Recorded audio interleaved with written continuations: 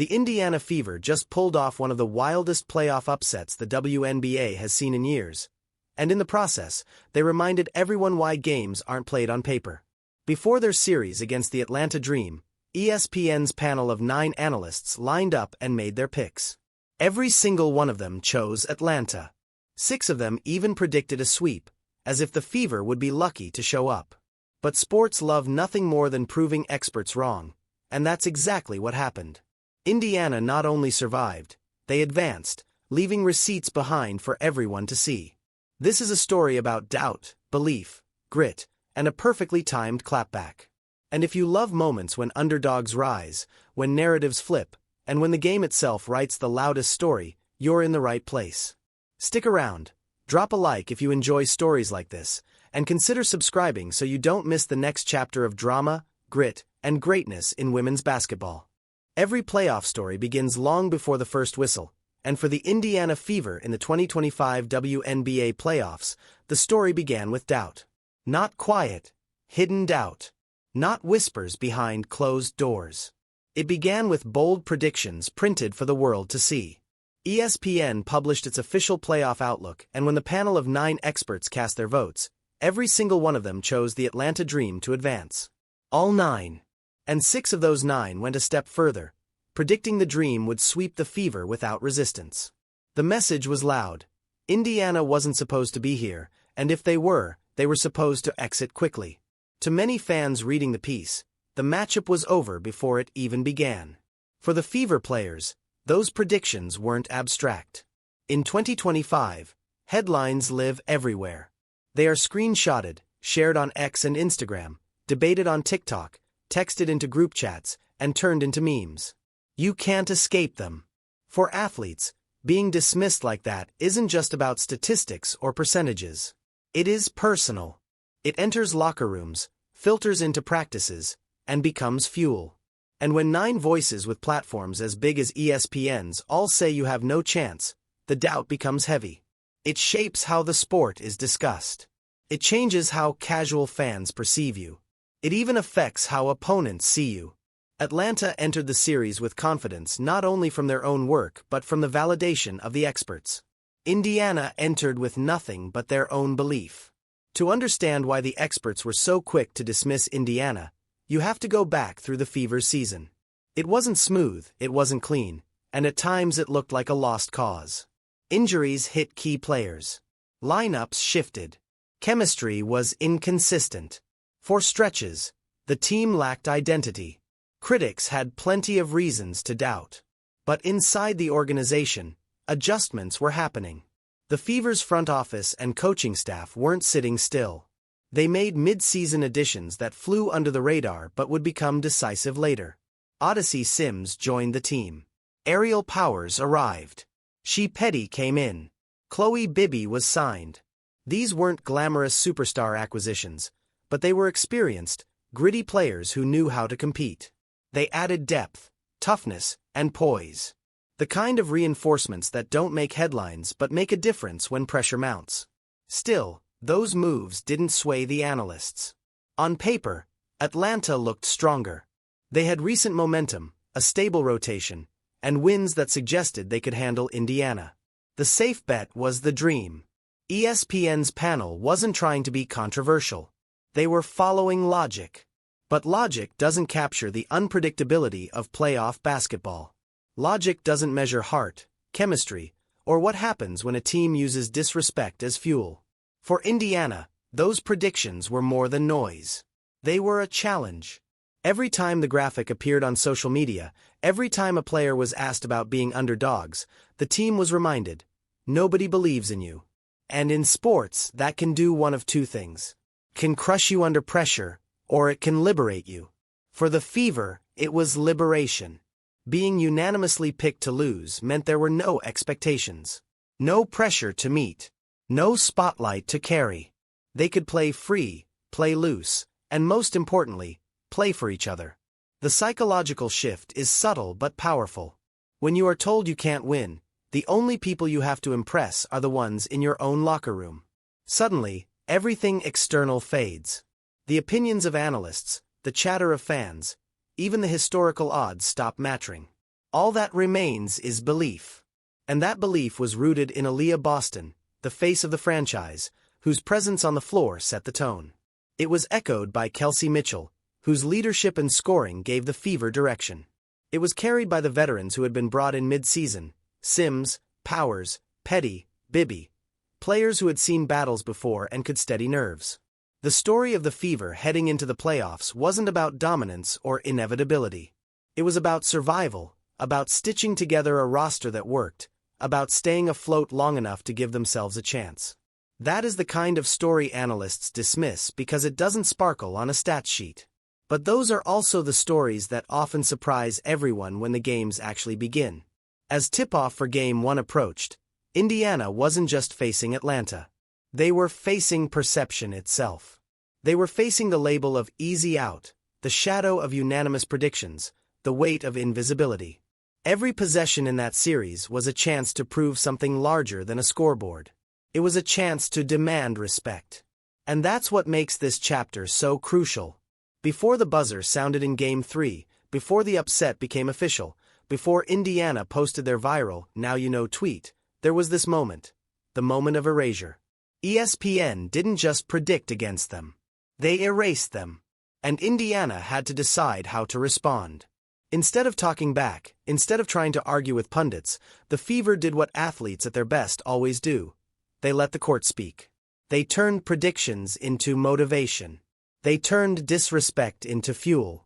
They trusted their preparation, leaned into their chemistry, and reminded themselves that games are not decided by graphics or panels of experts. They are decided by who shows up when the clock is running. This is why Chapter 1 matters. It is the setup of a story about more than basketball. It is a story about being told you cannot, and then stepping onto the floor to prove that you can. The unanimous prediction wasn't just a headline. It was the first act of a drama that would end with silence in Atlanta's arena, and one of the most satisfying receipts in recent WNBA memory. The prediction said it was over before it began, but when the games tipped off, the story turned in an entirely different direction. Indiana Fever walked onto the floor with the shadow of ESPN's unanimous sweep hanging over them, yet they carried themselves as if none of it mattered. Playoffs have a way of exposing truth. Regular season records and expert opinions can shape expectations. But once the ball is live, it's simply two teams, 5 players against 5 players, and 40 minutes to prove everything. Game 1 set the tone, and from the opening possessions it was clear Indiana was not interested in fulfilling the role of easy opponent. They played with energy, physicality, and composure. Each rebound pulled down by Aaliyah Boston was a reminder that she wasn't just the franchise's cornerstone. She was a playoff force ready to go toe-to-toe with anyone. Kelsey Mitchell's scoring touch added urgency. Odyssey Sims came off the bench with a fire that shifted momentum. The Fever didn't win every quarter, but they made Atlanta uncomfortable, and that was enough to plant the first seed of doubt. When a supposed sweep candidate struggles in Game 1, the weight of expectation begins to flip. Suddenly, it isn't the underdog who feels pressure. It's the favorite who feels the heat of underperformance. Atlanta responded in Game 2, fighting to restore the narrative. The Dream leaned on their strengths, their size, and their perimeter scoring, trying to overwhelm Indiana's defense. For stretches, they succeeded. But what they didn't anticipate was Indiana's resilience. Even when the Fever trailed, they never looked like a team ready to collapse. They scrapped for loose balls, dug into defensive rotations, and kept chipping away. They didn't play like a team with nothing to lose. They played like a team with everything to gain. The intensity of those first 2 games set up the decisive Game 3, and that's where history was made. September 18, 2025, Gateway Center Arena in College Park, Georgia, home court for Atlanta Dream. Winner advances. Loser goes home. Everything the Fever had worked for came down to 40 minutes in enemy territory. For a team that wasn't even supposed to still be playing, this was both a challenge and an opportunity. From the start, it was clear this wouldn't be a game decided early. Indiana matched Atlanta bucket for bucket, rebound for rebound, stop for stop. The Dream had their runs, fueled by the home crowd and their ability to generate fast break points. But Indiana always had an answer. Every time Atlanta tried to pull away, the Fever dug in defensively or hit a clutch shot to swing momentum back. The game never broke open. It was tense, close, and physical from start to finish. Aaliyah Boston was the anchor, using her size and instincts to control the paint, battling through double teams, protecting the rim, and still finding ways to score efficiently.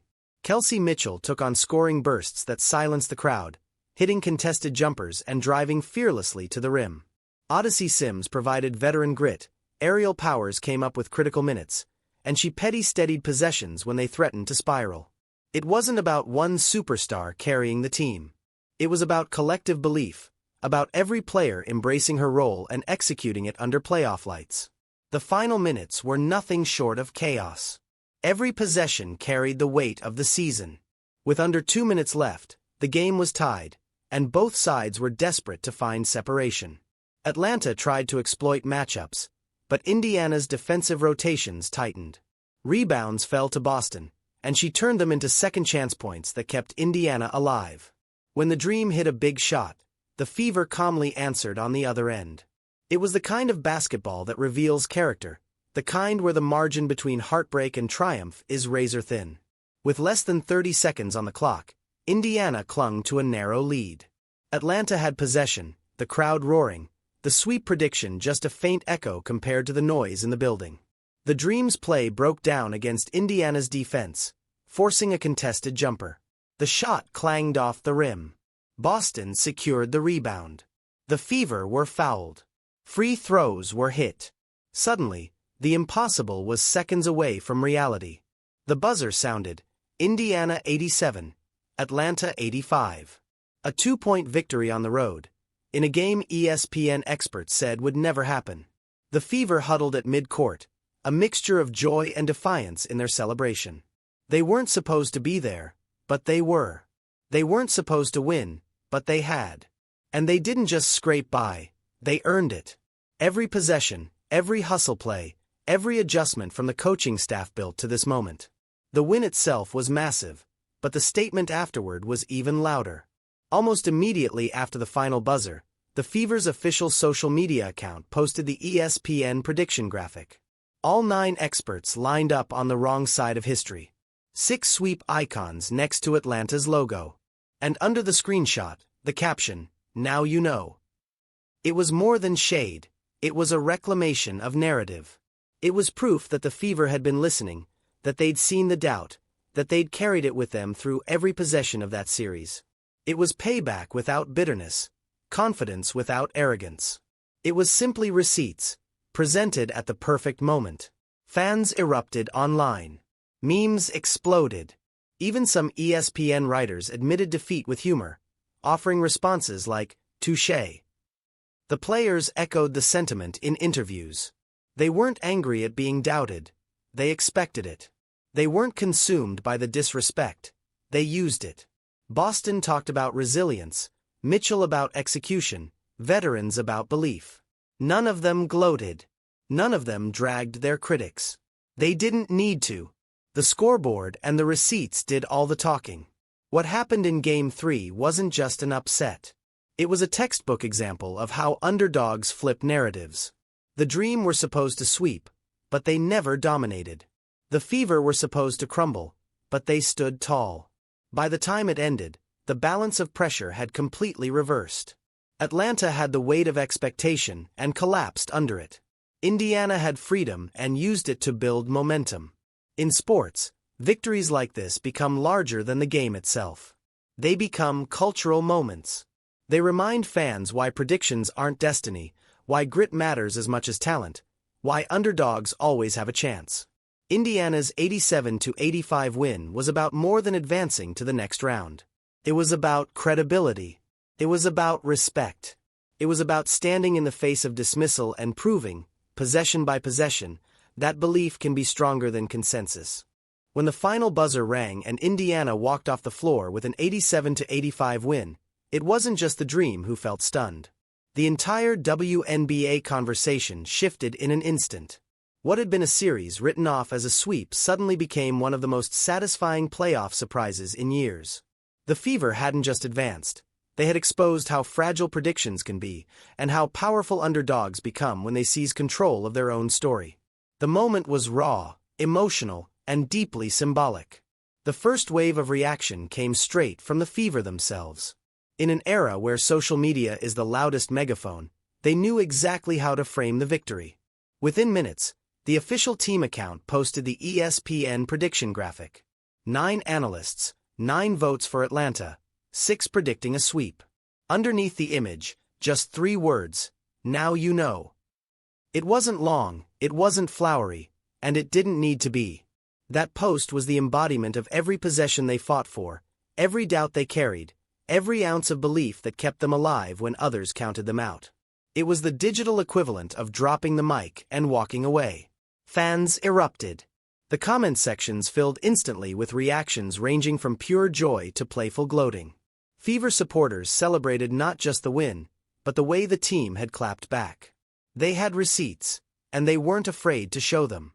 Neutral fans loved it too, because everyone roots for the underdog when they rise.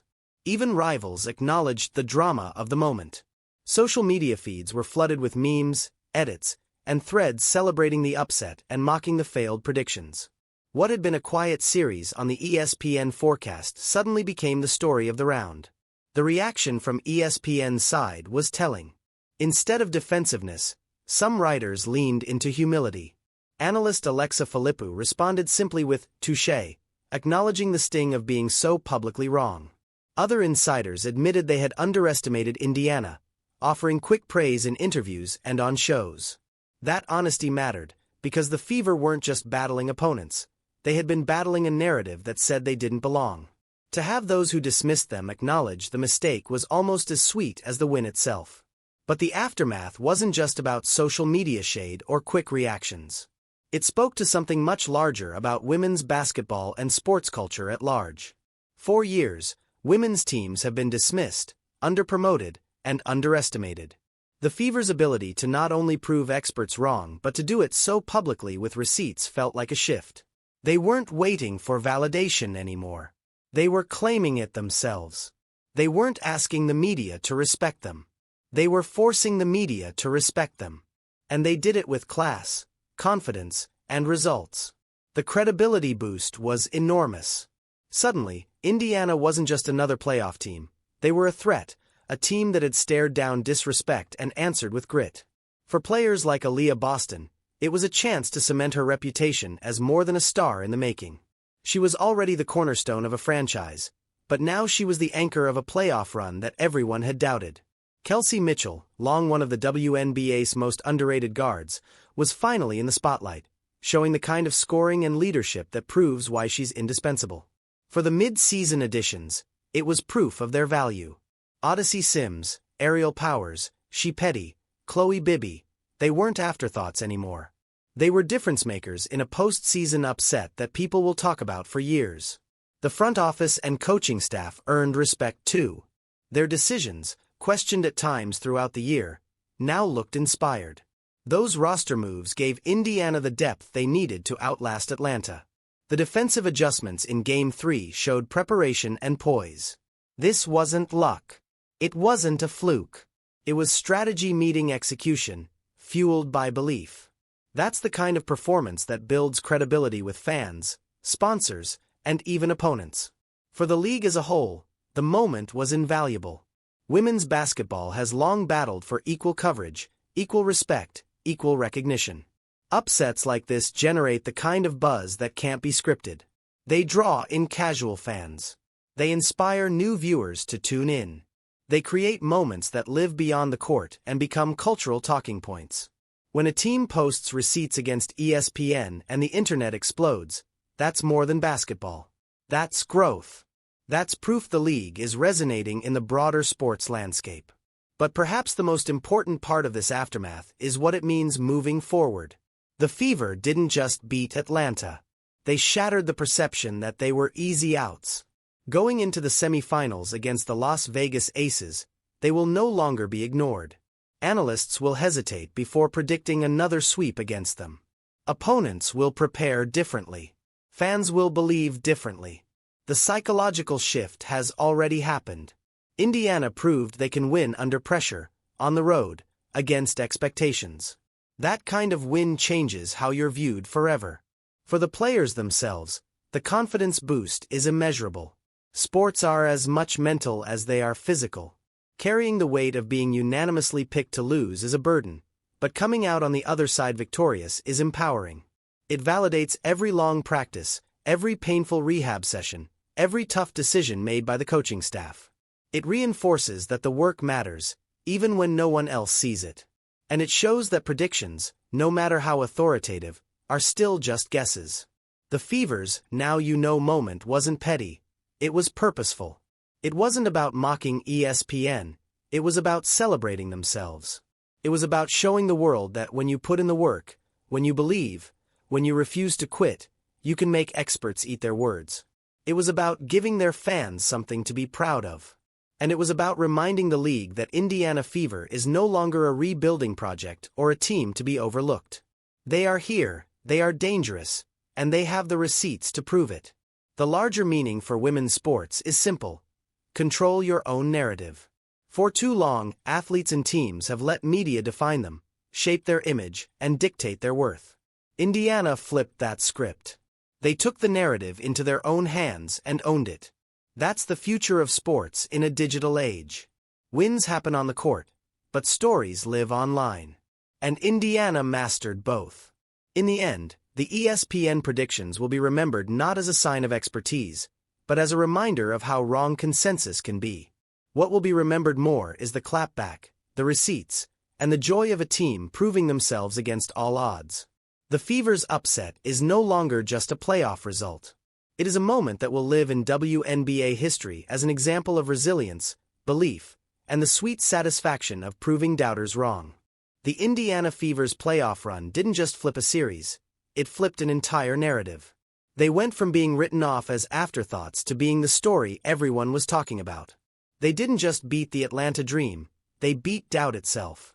They took unanimous predictions of failure and turned them into fuel, then turned that fuel into one of the most satisfying upsets the WNBA has seen in years. The receipts they dropped after the win weren't petty, they were poetic. They weren't a jab at ESPN, they were a declaration that respect has to be earned on the court, not handed down from predictions. What happened in this series will live longer than the box score. It showed that belief, grit, and resilience matter as much as talent and reputation. It showed that underdogs can still shock the system, and that the voices who claim authority don't always get it right. More than anything, it reminded fans why sports matter in the first place, because they are unpredictable, because they are human, because every once in a while a team takes the story written for them and tears it up right in front of everyone. For the Fever, this was a win that will echo for years. It wasn't just about advancing to the semifinals. It was about respect. It was about credibility. It was about standing tall when no one else believed in them and proving that their belief was enough.